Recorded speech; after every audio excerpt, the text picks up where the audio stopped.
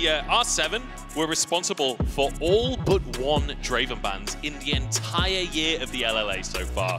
Xayah draws Draven bans, it's as simple as that. But the Kindred taken away from Shun, like you said, the carry junglers, Italy still open, and we saw it yesterday. That Nautilus could be mid lane. It's spreading much, it's spreading. I think Faker ended up playing it like immediately after the G2 game yesterday, solo queue as well. So here's Steve Yagao has it in the back pocket as well to put into the mid lane. Although, looks like it will be immediately as the Lucian Nami slammed in response to the Xayah Rakan. Yeah, they're saying you want a strong 2v2. Well, we've got one as well. Bit of fish food down to the bottom lane there from On and Elk.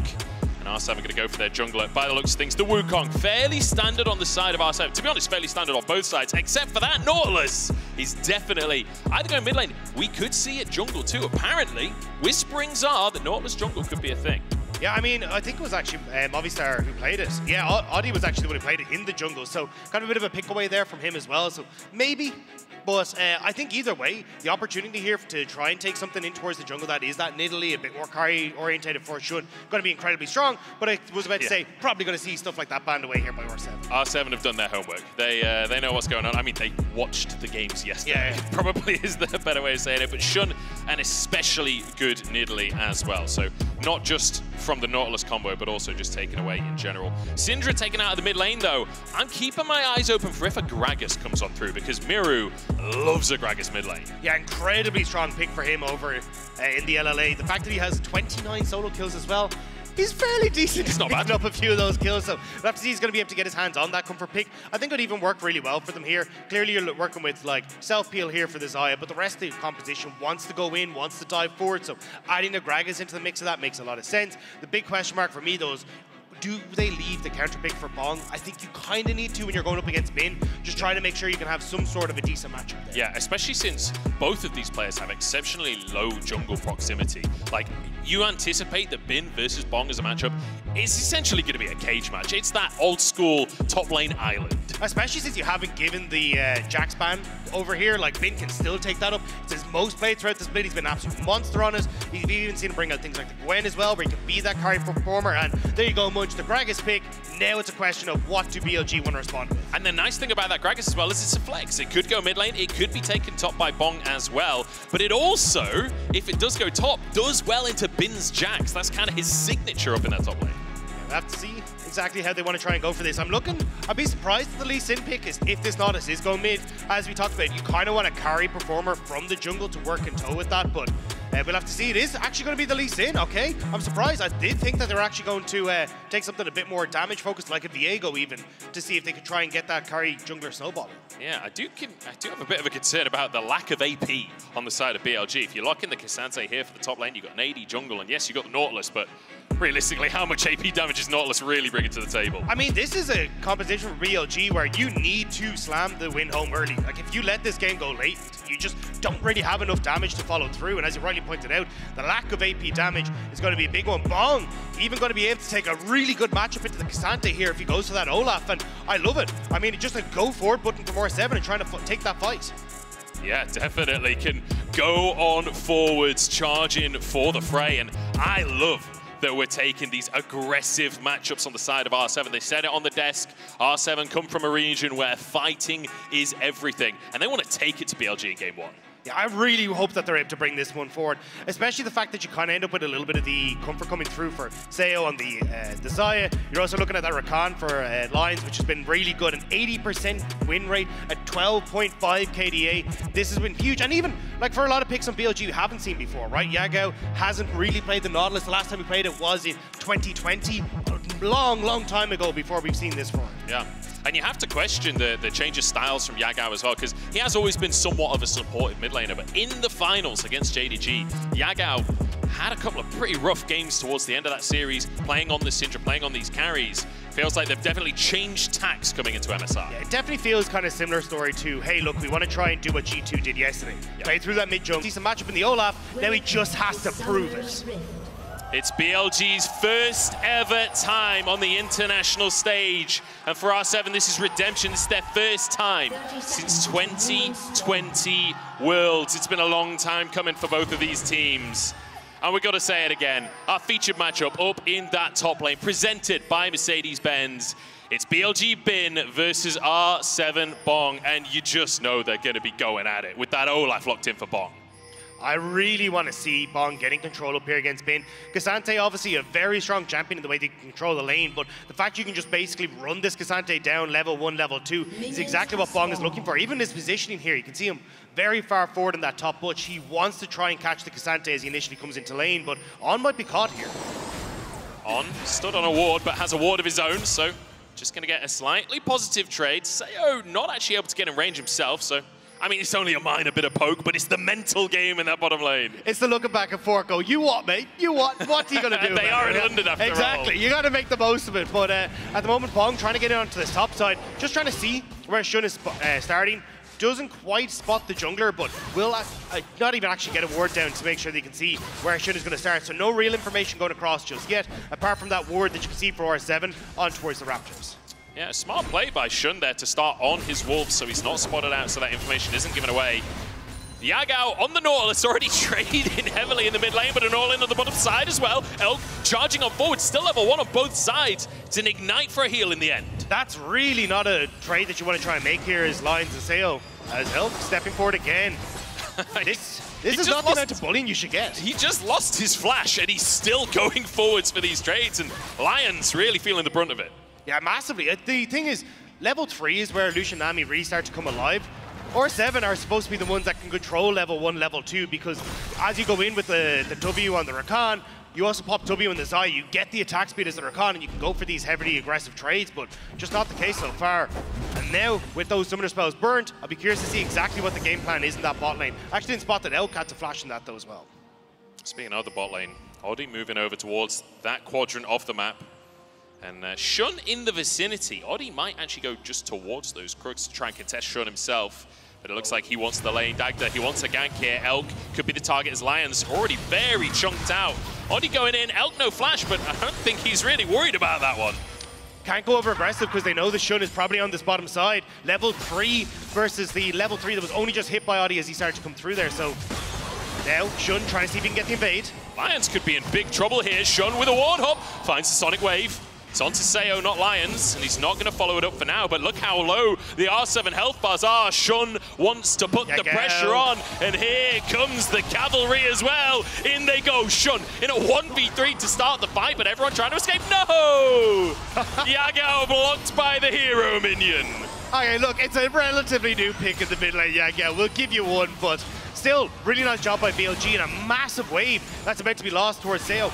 Look at the difference in the CS in that bot lane. 24-5 at the moment, plus the plays that have gone across. Elk is going to get a massive back here. I mean, that is just filthy. 25-5 and so many minions going down to the tower. And the thing is, you've roamed on a Nautilus. It's not like Yagao's missing out massively in the mid lane. You don't really need the CS in the same way for a tank. You can see again, he's managed to get back here, keep the CS even. Shun now going to move up towards this crab on the top side to try and deny this one from Oddie as well. So Oddie very far behind when it comes towards the jungle. Because he only did those 2 camps in the bot gang, he actually wasn't really able to keep up the pace with Shun. So nice start here already for BLG.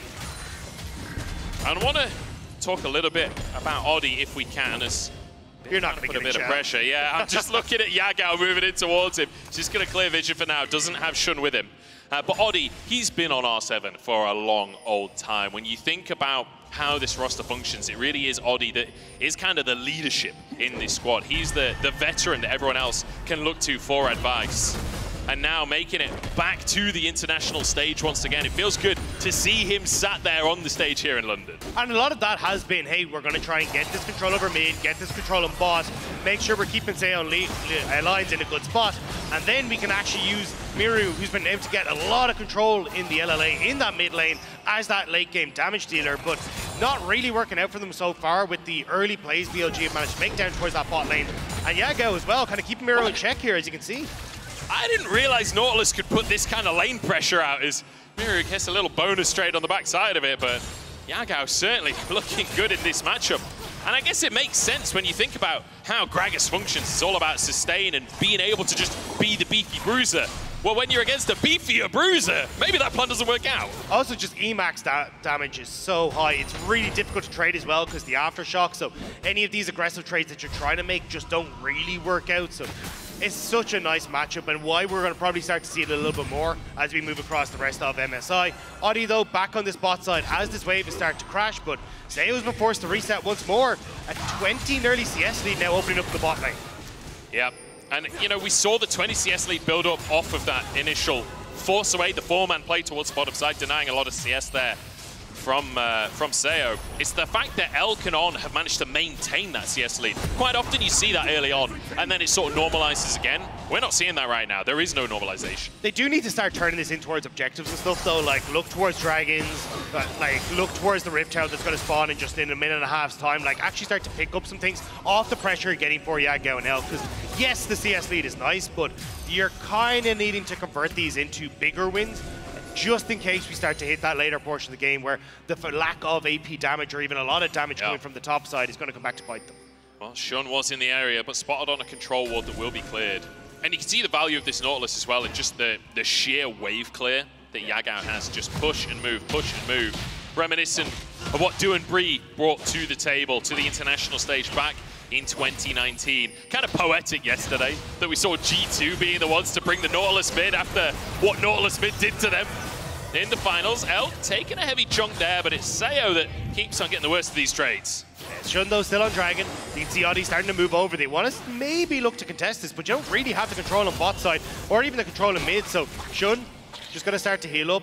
Maybe a little bit nervous as he knows that Oddie's coming into the area. Yagao's here to protect, though. I don't blame him for being a bit nervous. First game on the stage here, first game internationally for Shun as well. As Yagao trying to just body block, trying to be that bouncer, deny entry from 2 players, and does it successfully. The Shun may look for the blue buff instead, and invade will do. I think if Shun gets this as well, he'll hit level 6. I think Oddie's a little bit behind in terms of the experience, so that's why BLG trying to use that boss pressure to lean across towards this, and Shun just being a nuisance. If you can deny Oddie the blue buff here, you should be able to deny him access to that level 6 before the Rift House spawns, so nice job. And even just, again, 3 plates already gone on the bot side thanks to this pressure. Yeah, almost a 4th, honestly, at this point. Shun, like you say, using that pressure to put pressure elsewhere on the map. Oddie's moving over, Mireu here as well, but Shun just throws up the thumbs up. The vision control, the deep vision that keeps on coming out from BLG has been so good. That ward being just out of range of the control ward, buying Shun so much information. Yeah, the fact though is that Shun is still wasting a good bit of time. Like, Oddie did get his wolves as this is all going on. You're getting the pressure on bot side now as Elk looking for the all-in. BLG want to go for the dive. Yeah, happy to take tower shots for that play as Yagao moves forward. Oh, the bubble is beautiful, and that is just gorgeous play from BLG. Oddie arrives, but it's too little too late. Perfect timing as well. This was the wave where R7's bot lane were probably going to hit level 6. The fact that they'd managed to just about deny it, get the kills, get on out, with Shun having the ultimate available for himself. Great timing by BLG. And Mireu, yes, building up a bit of a CS lead, will get himself 2 plates in the mid lane. So at least a silver lining on the side of R7. We'll get something for themselves, but 2,000 gold lead now in favor of BLG. And if there's anyone on this roster you want to try and get some gold into it, it'll be Mireu. He has been the late game carry, and he needs to carry this game when things are going this way for the bot side. Really good job here. Great bubble coming through from On even tanking up the turret. Knows there's no one who can really deal much damage to him on the backside, and even just the early heal coming through from On to make sure that they can tank up all that damage. I mean, the fact that they get away with that without Yagao even tanking, like, you look at that play, you expect it to be the Nautilus tanking the tower, but Yagao only taking 1 shot right at the very end. As we are beyond the 8-minute mark and Shun starting to hover towards that top side where the Herald is up. Now get a 2v1 at the bottom side, but he doesn't seem to mind. Mireu could be in trouble. Shun not going to pull the trigger for now. Yeah, you need to find some way for R7 to get these wins on the map. Bong, even in the counter matchup, hasn't really created that much of a lead for himself. You can see there's actually a CS lead for Bin. Now they're trying to use that push and tops that they had to start up Rift Herald. But you can see where BLG are. They're not really in a position to follow up on this. But with BLG spotting R7, starting the Rift Herald, it may be time for another dive in the bot lane, and Shun is already moving in. Yeah, I mean, Xayah just cannot catch a break. The CS lead is absurd. The amount of plates Elk is getting level 5. is absurd. And now Shun wants to go for another dive. Kicked into the wave And my goodness, this is a tidal wave of pressure to the bottom side. This isn't even fair. The man is still level 5. He doesn't have the ult available. Yes, he has the flash, but kick into the wave. You're CC'd for days. There's no hope of you surviving that. Really nice stuff from BLG, but heartbreaking for the LLA representative. I mean, before 11 minutes, they've taken the bot lane tower. This is brutal. Bin and Bong in a 1v1, and it's Gigabin in the top side to find his solo kill. Bin finding the advantage in the counter matchup as well. This was the matchup to keep our eyes on. We're hoping Bong might have been able to get some advantages, but it is not going to be the case. Shun now, just spot Oddie and Lyonz starting to move over here, on the way, trying to contest this dragon. I don't know if you want to take this R7. I feel like we started off with a fairly slow kickoff to this game, but BLG have started to turn it on, right? Kills in the bottom side, a 1v1 from Bin in the top lane as well, who, we've been talking about bot lane plays, Bin's almost taken 4 by himself. It's a bit of a difficult one, I'm not gonna lie. This game could definitely be going better for R7, but of course, like, it is BLG, the second seed coming through from one of the top regions of the world. Like, the LLA knew that they were up against a absolute giant in this one, and at the moment, BLG living up to their namesake. And I think it's worth mentioning in that top lane that this is what Bin does. It's not necessarily that Bin is going to get 1 million solo kills every single game. He does get 1. Let's take a look at the replay first. I'll return to the stats. Look, sometimes the stats don't tell the full story, but really nice stuff for Bin here. You can see just playing around the fact that he gets away from the axe on the opposite side, so a lot of that damage coming through from Bong is taken off the board, and then able to turn it around, and Bong, he knows, he knows. He's got a good sense of humor about it, apparently, because realizing that he's made a mistake. Crucially there, Bin playing off of the power spike of having that Thorn Mail, really reducing the sustain that Olaf's bringing to the table. But I want to talk quickly about Bin's laning if I can. CSD at 15, 8.1 on average. That's second in the league. His gold difference at 15, second in the league. His XP difference at 15, first in the league. This is a guy that will take an advantage in that top lane, and he will run away with things. He will never let them back in. And that's why it's so exciting to see him back at the international events. Like, every time we seem to get him with this, there's some massive play that he makes that absolutely pops off. We got the Gangplank against G2. The first ever pentakill in a World Finals was by Bin as well, and even the Ksante, what is supposed to be a bit of a tank hybrid, showing up big here against R7. Starting to move around the map though, looking at the mid lane. We've already got the Lucian here, looking at Shun just trying to play off on the side, seeing if they can use the fact that you've got a very fed Lucian Nami with those first times complete to put the hurt down. The damage onto Xayah there. Elk knows how to put the pressure down. We talk about the mythic spike, right, for Lucian Nami. Well, they're feeling mythic today, that's for sure. Bin could be in trouble as Bong getting the damage out, but he's not quite. Oh, he turns it around! Bong rips him apart! The axe has come down at the perfect moment, but it may not be done yet. Oddie needed to be here for Shun, waiting over the wall. Damage has been healed up. Lyonz does get knocked up. Xayah taking a chunk as well from Elk. And Imperial Mandate. And I feel like they're just playing at arm's length. They're not necessarily committing to these all-ins. They're just making sure that Xayah can never step up to the weight. And that's all they need to do. The fact that you have this Xayah who's in a really dire spot now. Oddie trying to move down to the bot lane and kind of all in onto the Gragas, see if he can get Mireu ahead with the Rift Tower that's about to time out. No one on BLG is here, which is why we're getting the quick TP coming through from Bin. And even looking at Yagao in this top side. But that does leave Elk in this mid to get a ton of poke damage off. And you just can't step up with this Xayah at all. Almost 2,000 gold from plays as Elk. Oh my days! What is that damage onto Lyonz? And the flash burn as well. I mean, if Elk wasn't strong enough already, a bonus kill chucked in there. See the goal difference pretty heavily in favor of Elk right now. Yeah, that's a bit of a struggle there. Really nice play from Elk though, and again, this is why you play the Lucian Nami, try and put them into the mid lane. They are so incredibly strong when they hit both mythics, and with BLG getting them so early, they've been able to punish so incredibly effectively, and even getting a ton of those plates in the mid lane as well. Like, you can see it there, 2.5k gold. Yeah. Nearly a second item already in 14 minutes, well, 15 minutes for Elk. Well, Oddie just about gets away with his life there. Bin saw him, and you can see that killer instinct. He just sees red as soon as that monkey's on his screen. Oh, Mireu in a lot of trouble. Shun hovering off the side here. Oddie is waiting in the wings though. Yeah, I don't think they can pull the trigger on a play here. Shun doesn't actually have that much damage. Has the Gore Drinker, but realistically not the biggest damage item. Will get a bunch of crooks off the back of the play. Has to jump away to his control ward. Surprised he used a control ward there. He actually had a normal ward available. Yeah, just trying to make his way out. R7 though investing a lot onto this top side to make sure they're fine. Interesting to see even just that they're playing off of the two waves here as well as Bin going into the bot side. Oh, here we go, 1v1 once again. Bin versus bot. He's gone. He flies over the wall. And obviously the Ragnarok denies it. And there's a pick in the jungle onto Shun as well. R7 finding their moment. Oh, Oddie, wait, the culling. Oh my days, Lyonz managing to block it in the meantime. Bin could be in trouble, but Yagao moving over. Mireu's here. It's a 2v2 between the solo laners, but Bin nowhere near the play right now. Yagao's alone. He doesn't have that much damage to work with. It's 2 tanks, and this Olaf will shred them. Yagao in trouble. Wait a sec. Knockup is there. Bin gets the churn on through the health bars. Bong goes down. Mireu next on the chopping block, and BLG with a straight up hand stiff. That is not allowed! How do they go in with about a quarter of their health and manage to turn that one around? The amount of healing that was coming through the shielding and everything, they just couldn't do anything. I thought that Bong was going to go crazy on the Olaf there against 2 tanks, but just thrown about. His Ragnarok was on cooldown. He couldn't fight the way that he wanted to. Just phenomenal play, as you expect from Bin and Yagao. Really good stuff, and the fact that you managed to turn that now means the Shun moves down, get the second dragon here for BLG. They've shoved in that wave, so they get nice resets. May not be able to get up in time towards this Rift Tower, but I think if Shun immediately roams across, they might be able to, but we're just going to catch this on the replay here. This is the invade coming in onto top side.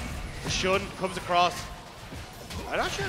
This is a bold invade. Yeah, I was going to say, this is not exactly where you want to be, Shun. The fact they managed to pick him off is just kind of a little bit overconfident, I will say. And then Oddie trying to see if he can get the culling down to try and turn around, but it's not quite enough.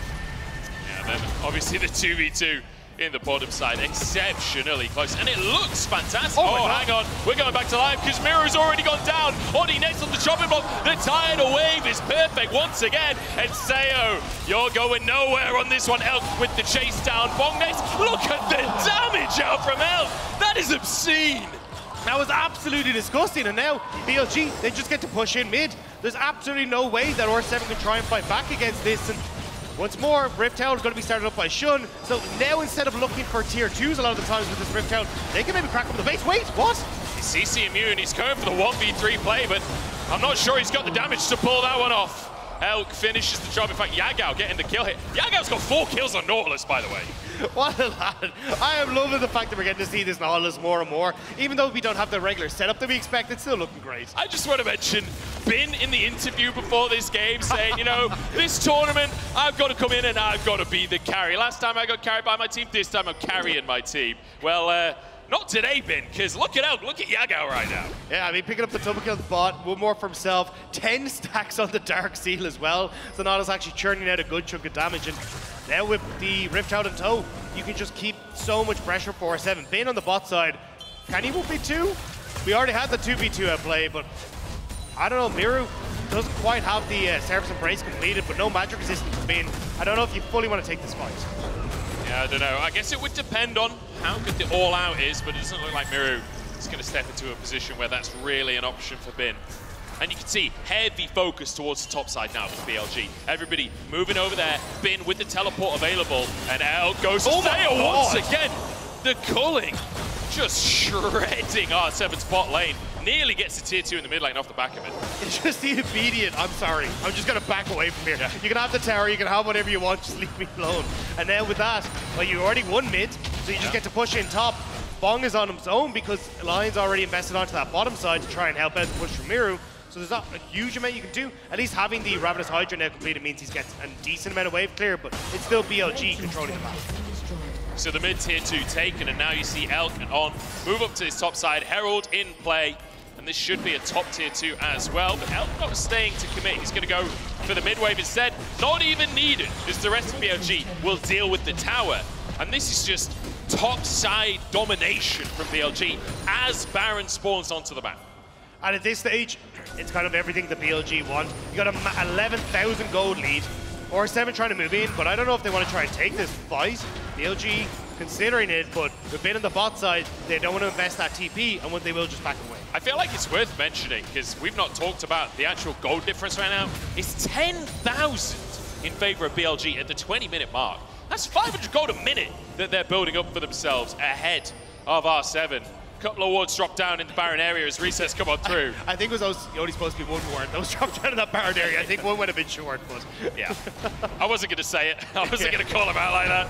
You know, I like, salt, wound, it's all good.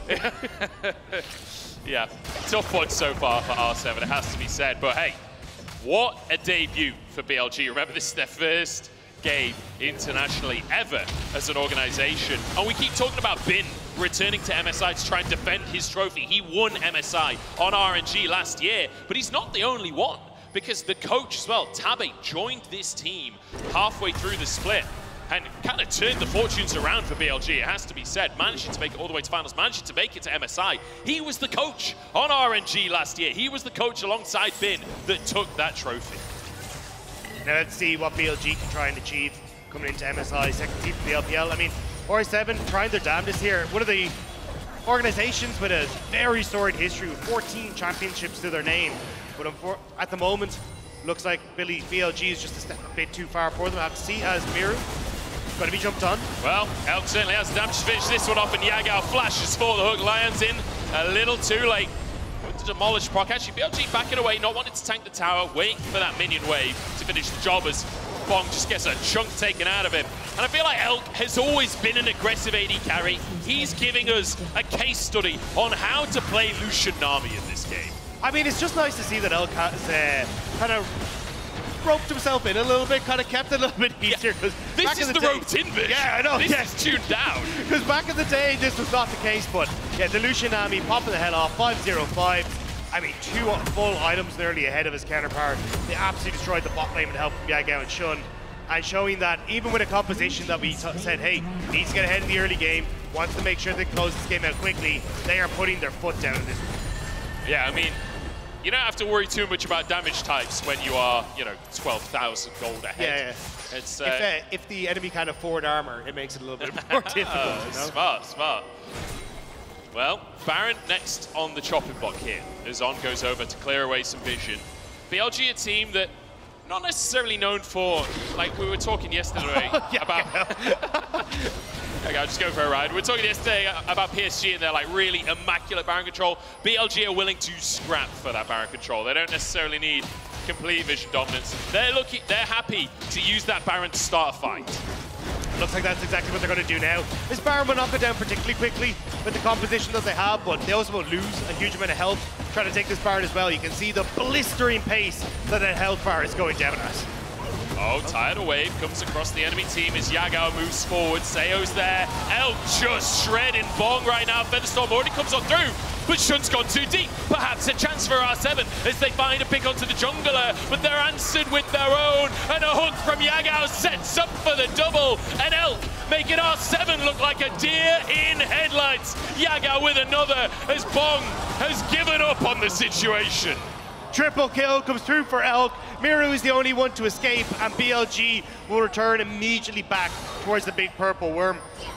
Again, the ability to just start off these fights and turn over. Everyone apart from Bin has a way to get over the wall, and even he's willing to invest a splash to make that happen. So BLG just able to make the play work.